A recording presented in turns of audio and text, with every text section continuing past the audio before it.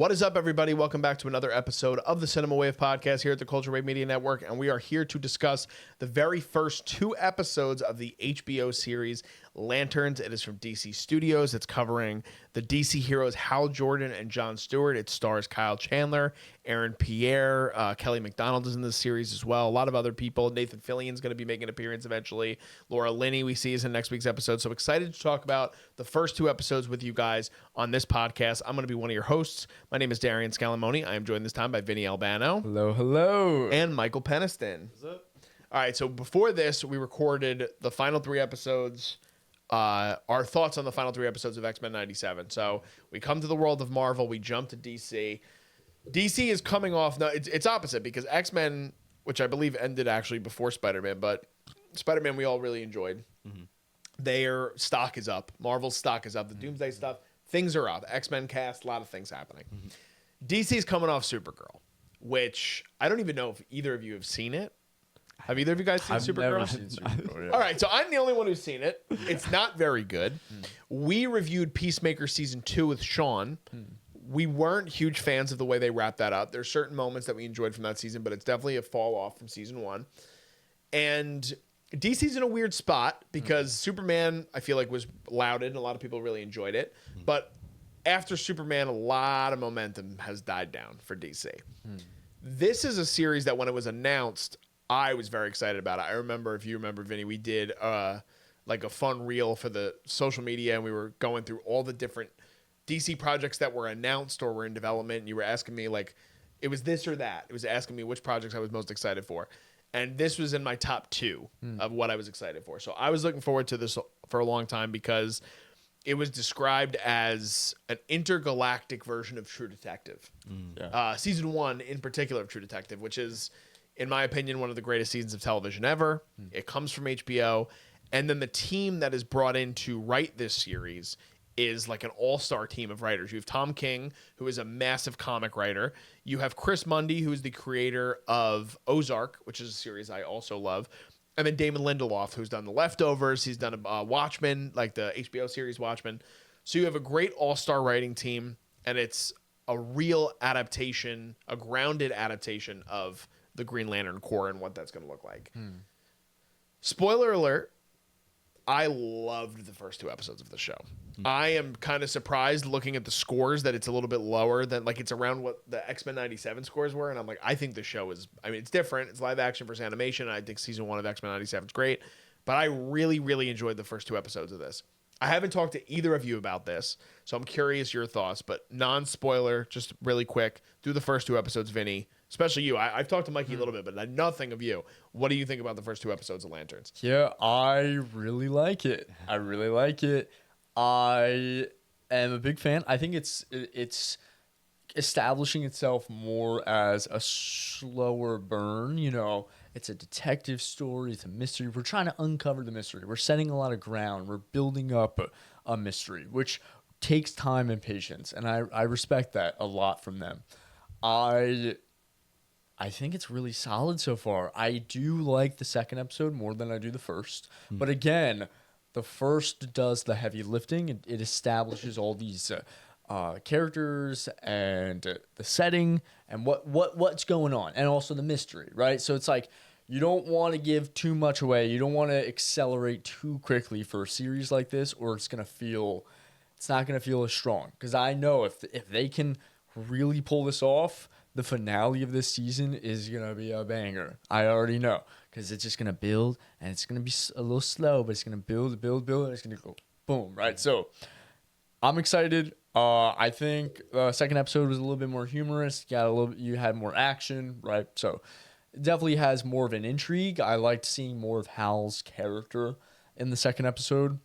But yeah, I'm a big fan. I just wish, if I had one critique, I wish we saw a little bit more color. Yeah. And I know that's like a really redundant criticism towards the show. But, you know, the colors are very important to the Lantern ethos and lore. I wish we saw a little bit more color, just like in general in the series. A little bit more magical color. You know, even when they're like flying around, it'd be cool to like see more green. But that aside from that, I'm really loving it. Mikey, what about you? I agree. I'm a very big fan of this show. I love the direction that they took with this. I didn't even think of Green Lantern even being in like the realm of like True Detective. Yeah. But it makes so much sense if you like look at it from this regard. I love the pairing of the two with Aaron Pierre and it's Kyle Chandler. Kyle Chandler, yes. And so I think he is like probably the best version of Hal we could get. Honestly, I think this is just all around great casting. I agree with you, Vinny. I feel like episode 2. I thought episode 1 and 2 were both super strong. Yeah, I thought so that too. Episode 2 was really sick in establishing power levels. I'll start off there. I'm sure we'll get into it. And 1 was cool in just establishing the show itself. I think that personally, I think that Aaron Pierre is going to be a great John Stewart as well. Just seeing how this is already building, I like the slow approach as well. I personally like the flat color, to be honest. I do. I don't think it's going to stay this way. I think that seeing how episode 2 ended, I didn't think that we were going to touch off Earth stuff in this season, to be honest, or at least so soon. But seeing what they did, I have a feeling that a lot of that color might spark outside of Earth, and Earth might just be like to them like this, like more like Foundation or like on Earth, sort of like I don't know what's the term exactly I'm looking for, but I could see that growing in time. But as far as the show, I'm just really excited. I think it's really cool to see the Green Lantern in this aspect. I think it's really interesting how they're playing with time in this show. And I think it's really strategic, just because I think that we forget that there's a lot, like this world is already very much established, and so like there's a bunch of Green Lantern. This is already like now like the 3rd Green Lantern we're seeing in this, and so I think it's cool in building it, but it's the mystery part of it is just really cool as well. Yeah, I mean, it really plays like True Detective, even with the messing of time. Like you see that in the progression of time with Rust and Woody Harrelson's character in True Detective. Aaron Pierre is going to be a star. Yeah. I haven't seen him in many things. The Netflix film that he was in, I believe it's called Rebel Ridge, is what put him on the map for a lot of different people. And that was the movie that he was being scouted. Like he was supposed to be in Blade. He was cast in Blade when Blade was supposed to be made. Marvel missed out. Now he's playing John Stewart. It's their loss is DC's win. Kyle Chandler was like the 4th choice for Hal, and I got to be honest, he is great as Hal Jordan. So good. I don't know how it would have gone with the other actors. They had bigger named actors going for this. It was first offered to McConaughey. He turned it down. I believe they had somebody else after him, and then it went to Josh Brolin, who also then left. And I can understand the influence. I mean, again, True Detective, you have McConaughey, and people are also saying this has a similar vibe to No Country for Old Men, which I see. Again, that's the Josh Brolin connection. I will say this about the color, because I guess I haven't been reading enough online, but now in reading, as you guys are talking, kind of just scouring the internet a little bit, people are saying a similar thing. We're in a very rural area. Yeah. We're in an area in Nebraska where it's a lot of dirt and it's a lot of just middle America. I felt like the first episode, wherever they are, when they go to the taco stand and stuff, it does have more color. There's more brightness. There's more light. I don't know if they're in like California, if they're in New Mexico, like somewhere in that area where you could see more of that. I agree with Mikey. I think we're going to get more of that as the episodes kind of build on and we get more interplanetary kind of conflict and seeing what that is. But I think the strongest thing that the show has done within the first 2 episodes is just that the acting is so good across the board. There's not a bad performance. They have a lot of really, really great character actors playing these roles. I love that Jason Ritter is playing Hal's attorney, and he's also the husband to Kelly MacDonald's sheriff. I love that Garrett Dillahunt is playing Will, who is like not that much older as a father, which I think is a really interesting thing too. And it's like, what are we going to find out about him? The whole dynamic with John sleeping with his wife. What does that mean for the future of this series? How we have the interrogation scene in the first episode, which I love so much, with Chris Coy, who you find out eventually is an alien. It's just the pacing of the first 2 episodes, though it is a slow burn, it's something that I really love about giving room to breathe in these types of stories. And I think that if done correctly, getting to see comic book stories done in this fashion really works. If you do it in a Marvel way, it doesn't always work. Like there are shows that don't work in the same level. But Lanterns, through the first 2 episodes, it feels on par. This is going to be a heavy statement, but it feels on par with the Penguin. And it's because they have really strong television writers who have created this show with also having an influence of Tom King from the comics to bring together everything to make it a great television series for people who have no idea about the Green Lantern Corps, and then people who are the diehards where it's like, oh my God, at the end of episode 2, we get to see, spoiler alert, Sinestro, which is a huge thing. Like getting to Sinestro through 2 episodes and understanding now what's going to happen with him, I'm really excited to kind of see where they go from here. But what are some standout things for you, Vinny, in the first 2 episodes, whether it's an acting moment, whether it's a storyline that you want to follow or you're looking forward to with episode 3? Yeah, I mean, you covered a lot of the bases that I wanted to touch on. I think the performance are the standouts here.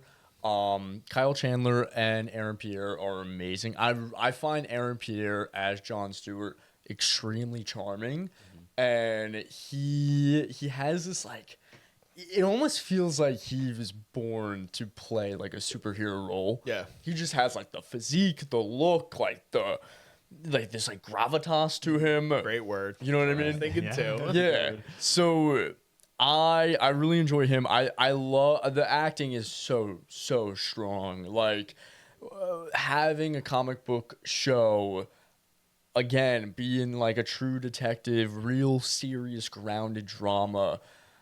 You're going to need good actors, and they pull it off. I like a lot of the choices that Kyle Chandler makes as Hal Jordan, and it fits the character very well.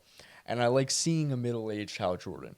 For example, when he's recharging the ring and, he's saying his Green Lantern vow, the acting choice of having to just, like, rush through it is like, right? That's a good acting choice. And there's all these little moments where when you break it down, you're like, wow, that was a great choice on the actor for doing, like, they could have took that scene, that line of dialogue in a million different ways, but the way they chose to do it makes it very interesting. Yeah. Very interesting. So I love that. I love all the theories that are going around right now about like who's who, aliens in disguises, you know what I mean? So a lot of that going on, and the big standout is just establishing the conflict early on, like John sleeping with Zoe. Yep. Yeah. He's sleeping with the grandma, right? So that creates conflict. That creates character dynamics that is really interesting.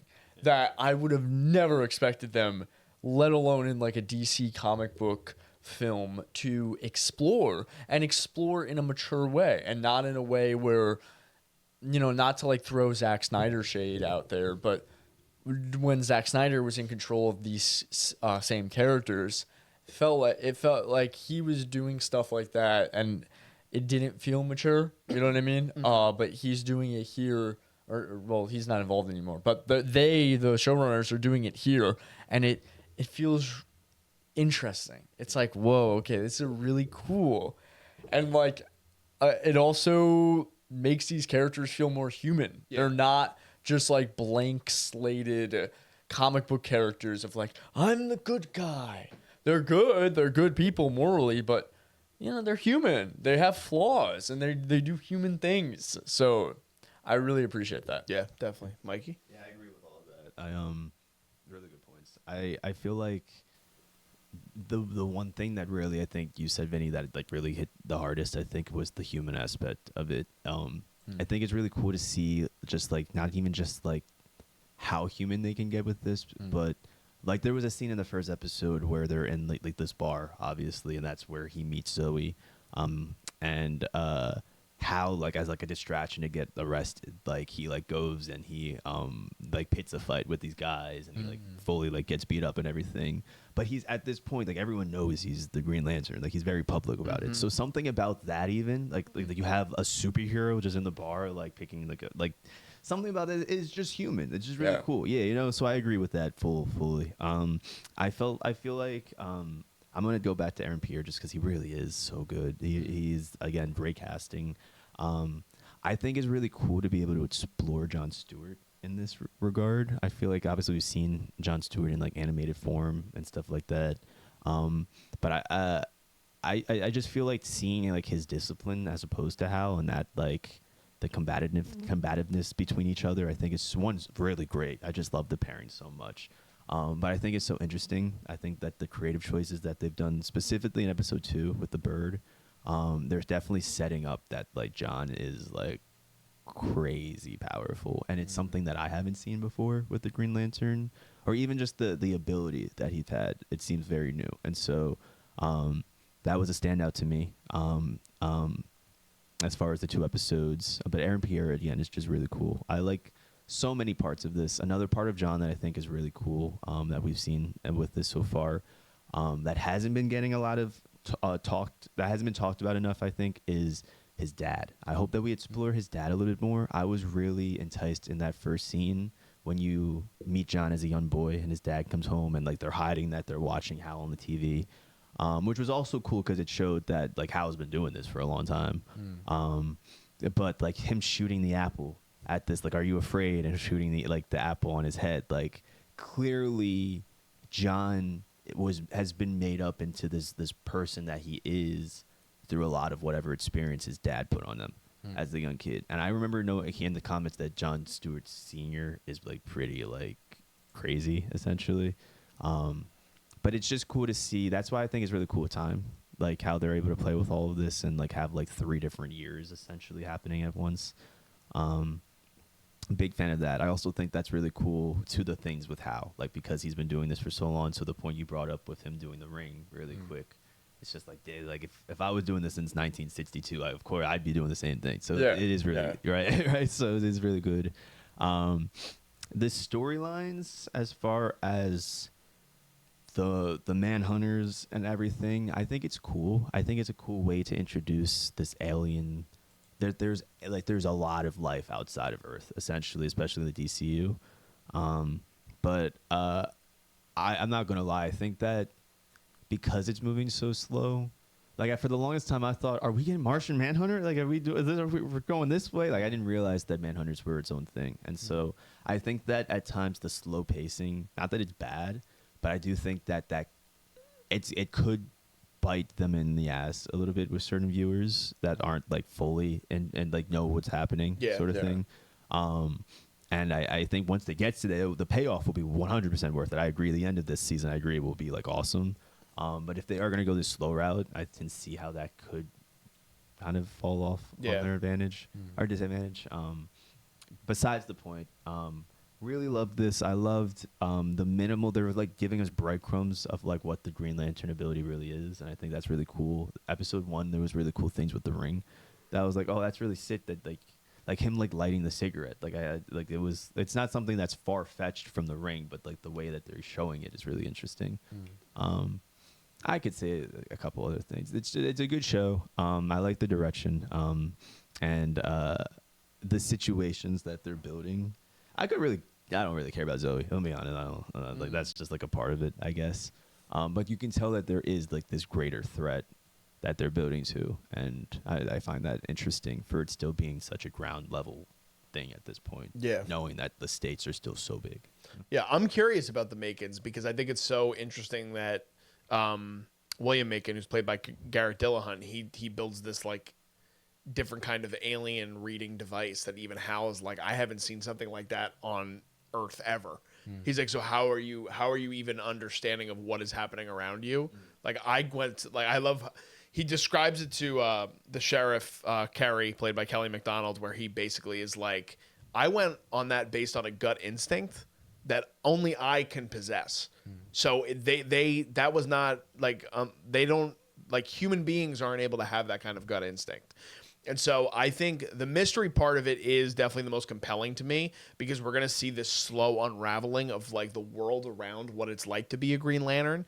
And the Green Lantern Corps, again, not a very avid comic reader, but I just remember being a young boy and seeing how different every Green Lantern was, how every single one has a different kind of personality. They have a different look. Yeah. And we're going to get, like, it's already been confirmed. Like Nathan Fillion's Guy Gardner, who we've seen in Man of Tomorrow, Superman.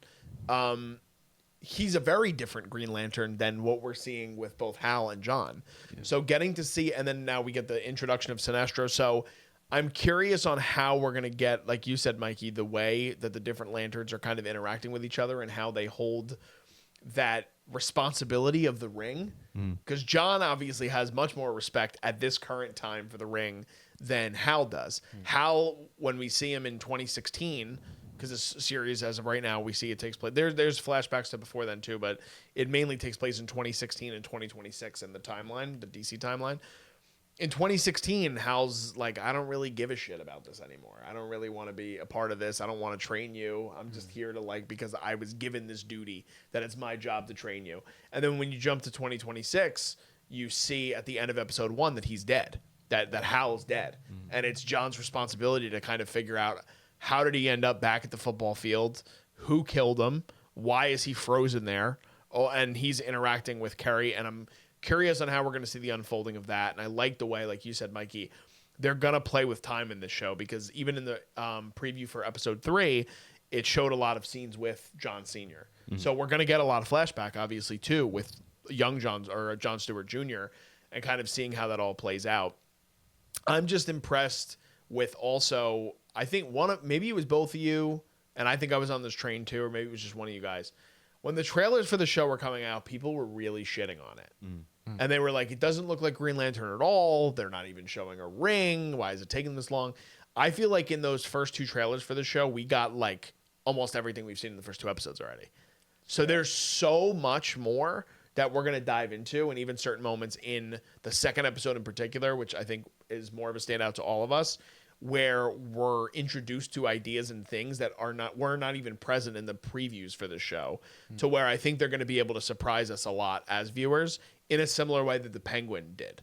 And that's why I'm really impressed with what they were able to do with the first 2 episodes. I mean, I haven't watched a crazy amount of TV this year, but I was just genuinely impressed with the pacing, with the acting, with the writing, how we're going to see things unfold. And it's not like beating you over the head with characters. Everybody serves a purpose. Everybody is there to be a part of this larger overall plot that they're going down. And I'm just really excited to kind of see where they go from here. Yeah, I agree with you. I think another compelling point is, again, theory crafting. In 2026, when John finds Hal dead, John doesn't have the ring either. Yeah. So neither of them have a Green Lantern ring, which is interesting. So it's like, what happened in 2016 that means, I'm assuming John fails then, and he doesn't become Green Lantern by the end of 2016. I 100% think you're right. I do, and I think that's how Guy gets to the ring then. Oh, you think Guy? He comes into the play later. Yeah. Okay. Or at least sets up the question of, can there be, what if whatever happened in 2016, can there be multiple Green Lanterns on Earth for whatever reason? Yeah. Because I always knew that there was always supposed to be like one per like sector or whatever. Like, but I mean, if all of them kind of have the ability, does that mean that something happens where? Yeah. I don't know. think You're of right. it like that. No, yeah. like I didn't think about that. Yeah, and there was a trailer at the end of the first episode where it was like, inside the season of, and Guy Gardner, we see him, but we see him in 2026. We don't see him in 2016. Which would make sense, because also Superman takes place in 2025, I think, right? So, like, in that sense, if he's the only one on Earth, like, that's what I mean, though. I wonder when Hal died. Yeah. Like, I wonder if it was even before 2026. I don't know. I mean, there's so much they could play with. There's so many different members of the Green Lantern Corps. I'm curious to see the role that Sinestro has, because he's a major character in the comics. Yeah. But I love that they're able to take the comic booky stuff of because the Green Lantern stuff is nerdy. Like, it is. It's interplanetary, it's galactic, it's cosmic. And setting it in Nebraska, in the middle of nowhere, I just think is a really interesting way to kind of go about it. And that's why from the minute I heard what the series was, it's like, it's a really interesting way to approach it. And I know there's people online that are like, I've read the Green Lantern comics. It's not really like any of them, but the heart and the personality of the characters is there. Yeah. Like Hal is Hal. Like there's even a moment in the second episode where the sheriff makes like a comment about her marriage or something, and Hal's like, "Oh, you're not happy in your marriage," and it's like that is Hal. Like Hal is a playboy. Like he is. Like he wants to. He's a good. And he's a wise ass. Yes, exactly. So I think that the best part for this show going forward and what it has going for it is that Kyle and Aaron have a very strong grip on these characters already. Yeah. Like from the jump. It's very similar to Corn Sweat, I feel like, as Superman. Like the casting department, whether it's Gunn and Safran overseeing it or it's the people in the individual projects, I do think the casting across the board for DC so far, with the exception of the villain in Supergirl, like they don't have a miss. Like Millie Alcock wasn't the problem with Supergirl. The movie, the vision for the movie, I don't think worked. Jason Momoa as Lobo, it works way better than him as Aquaman. You know what I mean? So I think that what this show has going for it is that it has a really strong structure in terms of its story so far, and I think the acting across the board and the understanding of the characters is really, really strong. Oh yeah. I personally think that there were a few things I wanted to say. I'll start with this. I think that it's really cool because kind of going off of what we were saying, that for the two trailers that we saw only showed like the first two episodes, so we don't know where this could go, or essentially. And I'm starting to get this idea that, I guess this is also kind of theory basing to a degree, but I'm starting to pick up on like this idea that James Gunn, which I think this is genius if this is the case.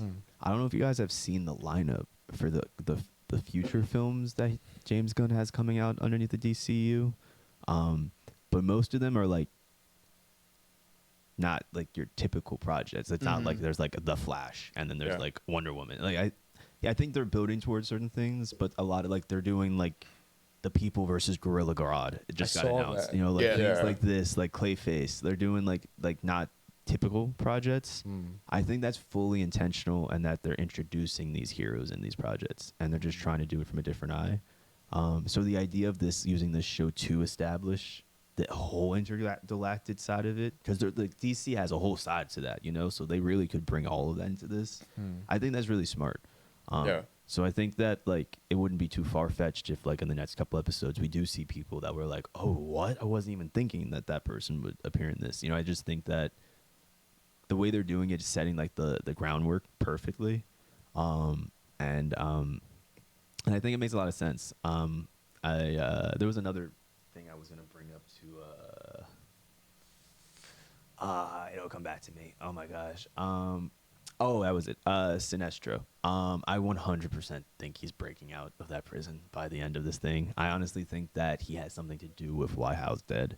The intro title, when you see like lanterns, it starts off yellow before it turns green, which I think is definitely playing a role into something. I know whether there's somebody on Earth that we don't realize is still playing disguise or something like that. But you had brought up Sinestro, and like him even bringing up John Stewart's name was like, what you know about that guy? Like, exactly. So they're definitely gonna face at some point Sinestro and John Stewart. So I do think that he plays a big role, and the fact that Hal had to go to him to even ask him questions about certain things lets you know, like, oh, we're gonna be seeing him a little bit more, you know. Oh yeah. And so I do think that will play a big role by the end of this. But again, the main point that I just wanted to bring up, I do think is really like, I don't think Gorilla Grodd versus that show, like they'll probably introduce the Flash. You know what I'm saying? Like he might be on trial or something like that, and then like that would just perfectly introduce. We might get a Batman appearance in Clayface. You know what I'm saying? Like the fact that they're doing it this way without being so conventional, I think is really cool. So it's definitely interesting the way that they're trying to lay the groundwork, because I agree. And there's like industry people that are like, this is never going to work. And I mean, Supergirl financially failed. But Superman did well. Man of Tomorrow is bringing in all these characters. Like Aaron Pierre's already confirmed for the cast, so you know you're getting John Stewart. Millie Alcock's been confirmed for the Superman sequel. We know it's a team-up movie because it's already been announced between Superman and Lex, which is also super interesting. And we're getting introduced to Brainiac. So like they're doing it in a really interesting way. Well, this is the last thing I wanted to say. Yeah. Sorry, you just reminded me of that, actually. There is a comic, apparently, and Vinny, you might know more about this than me, but there's like some sort of like, it's close to like the Sinister Six, but it's like the DC villains, and they go against up against the the Justice League. And it's like they're like really OD, super villains. But if you pay attention to those teams in the comics, it's Lex Luthor, Brainiac, Gorilla Grodd. Like everyone essentially that we're. Is it Crisis on Infinite Earths or it's something No, different? It's not, I right? actually do know what you're talking about.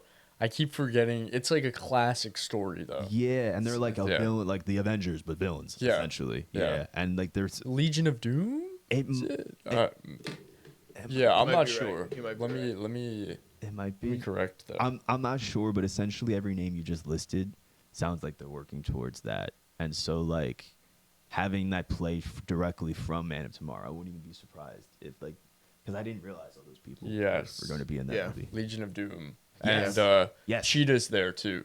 Okay. I'm telling you. So I think that's what they're working towards, and we're going to get the Justice League versus that at some point. And Be like interesting. Yeah. to be like, but like to hear Man of Steel is already basically a Justice. But Man of Tomorrow, yeah. Man yeah. of Tomorrow, yeah, sorry. Yeah. But like, I didn't realize that. Sorry. Yeah. I mean, it's a big movie. I mean, even the castings they've announced. Like Matthew Lillard is like in a mysterious role. Like they've cast bigger actors in roles that have not even been disclosed yet. Like Adria Arjona. Yeah. People are like, she's Wonder Woman because she's like training and she. Oh, she's confirmed to be in No, the cast? but I'm saying like she's in the cast. It's confirmed that she's in the cast. it's confirmed she's But in it's the not cast. confirmed that she's Wonder Woman. She's But definitely Wonder She's Woman. definitely Wonder Woman. Yeah. Yeah, Yeah. exactly. So like it makes sense for the way they're doing things. So yeah, like I'll say this again. You guys have like I guess the benefit of not seeing Supergirl. Like coming out of that movie, I was like, I don't know about this. But this has completely like again, the faith is restored in what they're building towards. You still have the Elseworlds kind of things that they're doing. Like I can't wait, obviously, for Batman Part 2. They said that they're working towards another spinoff, maybe in Reeves' world. They're not going to do a Penguin season 2. They already confirmed that. So, and Clayface is obvious. Like maybe Clayface ties into the overall DCU, but I think that's another Elseworlds kind of thing. Like it's a very, no, you know what? Peter Safran recently said that the Clayface that we're going to meet in the Clayface movie is the same Clayface from Creature Commandos. So they're having interconnectivity in certain ways, and they said they were going to have interconnectivity when it's animation and video games and live action. So they're doing a really interesting thing with the DCU. I mean, that's a whole other conversation. But I do think that in these first 2 episodes of Lanterns, I'm happy that like my anticipation level lived up to it because I was really excited for the show. And the first 2 episodes, both episodes, I watched episode 1 late. And then I watched episode 2 before we started recording this. We're recording on Monday. And immediately after episode 2, I was like, fuck, I wish episode 3 was out. So, like, that's a great feeling. And it's a great show to talk about week to week. So after we're done with this podcast where we do the first 2 episodes, hopefully we're going to be able to go week to week the rest of the way. And I think the next 6 weeks is going to be really great for the rest of the show. And they've already said that season 2 is in development because it's been massive. And I guess they have a storyline. So it's like it's not a miniseries like The Penguin. They have a through line with what they want to do with the Green Lanterns and maybe doing it on television instead of film, and just having Aaron Pierre pop into movies might be a really good approach for how they handle the character. That could be cool. Yeah. But anything else? I feel like we covered pretty much everything in the first 2 episodes. That last statement, I definitely agree with that. Just because I feel like the Lantern Corps deserves its own separate. Like it's so big and it's So big. You're right. That's why it's called Lanterns. Like there's so many stories you can dive into with the Green Lantern Corps. So that's our thoughts on the first 2 episodes of Lanterns on HBO. What did you guys think about the first 2 episodes? Let us know in the comments section. Hopefully you guys enjoyed it as much as we did. What some of your favorite moments from the first 2 episodes? Do you have any theories? Leave them in the comments below. We'd love to have a conversation with you guys. We'll be checking the comments on YouTube. Give this video a like if you guys can, and subscribe to us here at the Culture Wave Media Network. As I said in the beginning of this podcast, we just recorded our review for the final 3 episodes and giving our ratings for X-Men 97 Season 2. We have a lot of other movie reviews upcoming. We're going to be covering the Anthony Bourdain biopic, Tony. We have news episodes on the channel. We have interviews upcoming. I'm going to be covering TIFF with Zach soon. We're going to have other film festivals. So plenty of stuff for you guys to check out, and then follow us on social media if you don't already. All this stuff is below me in the video, and it's also in the YouTube description. Just signing off. I've been Darian Scalamoni. I've been Vinny Albano. I'm Mikey Peniston. And we'll see you guys next time. This is The Culture.